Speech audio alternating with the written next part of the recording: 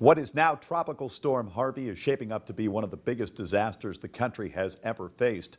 That storm dumping more than 11 trillion gallons of rain on Texas. So far, much more is expected. Now the storm is making its way toward Louisiana. 13 million are under flood warnings or watches. An estimated 450,000 will ask for assistance from FEMA. Joining us now to talk about the cost of this natural disaster and just how the insurance industry will play a role is Bob Lafaro from the Lafaro Insurance Agency. Bob, thanks for coming in, taking the time tonight. We appreciate it. Thank you, Sean. Now luckily, we don't have to worry about floods of this magnitude in our area, but there are areas that are, of course, prone to flooding. So once the waters recede from, in this case, Hurricane Harvey, and these people are ready to rebuild whenever that is, what do they need to do first? What will they be doing first? So fortunately, the easy part is contacting the insurance company. That's a matter of a phone call. The problem is, particularly in Texas, the mad rush is going to be for contractors. You can only imagine the inundation of repairs that need to be done. It's going to be extremely difficult to find one of those folks.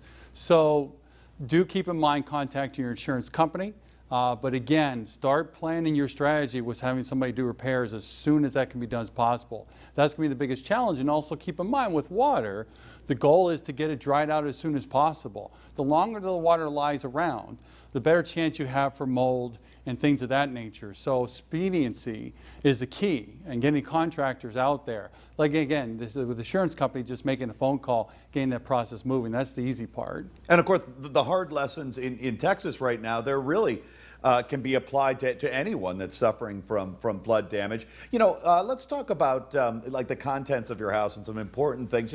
What if your paperwork is destroyed? A lot of important things in there. What do you need to do about that? So from your insurance perspective, fortunately, your insurance agent is going to have your information on file. So unless your insurance agency was taken out in the flood as well, although even in that case, a lot of us agencies are planning ahead.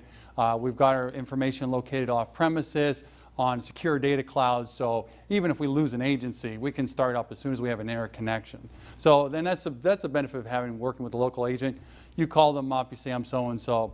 They'll handle it from there. So having your actual paperwork should not be an issue because most agencies should be prepared for that. Obviously, Harvey, a catastrophe, the result of Mother Nature, not the result of a man-made error. Will people who have insurance be covered here? I know we talk a lot about flood insurance and what that covers and what it doesn't, but what's the deal here? So let's not get confused between man-made and nature.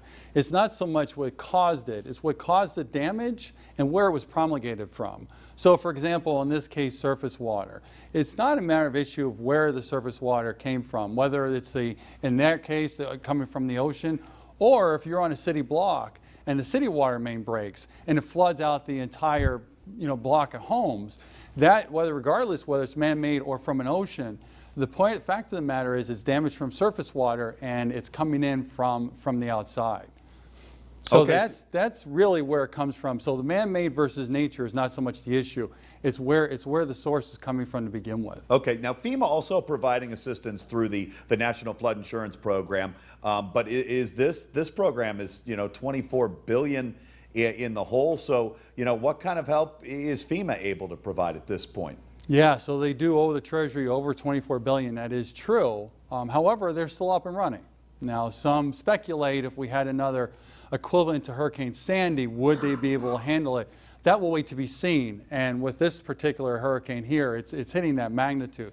But regardless, the program's still up, the policies are still in force. So I would just encourage people, obviously, when they end up in a situation such as flood damage, same deal, contact the carrier.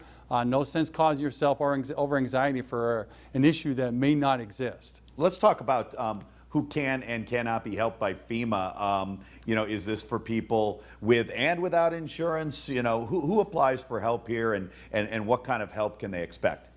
So flood insurance is available to everybody. There's a common misperception if you're not in a flood zone, it's not available. That is incorrect. Anybody can purchase flood insurance. However, when it comes to availability, if you are one of those unfortunate folks that does not have insurance, FEMA they are a branch that provides federal assistance. So if you find yourself in one of those situations, you can go through the steps and apply for federal aid through that organization.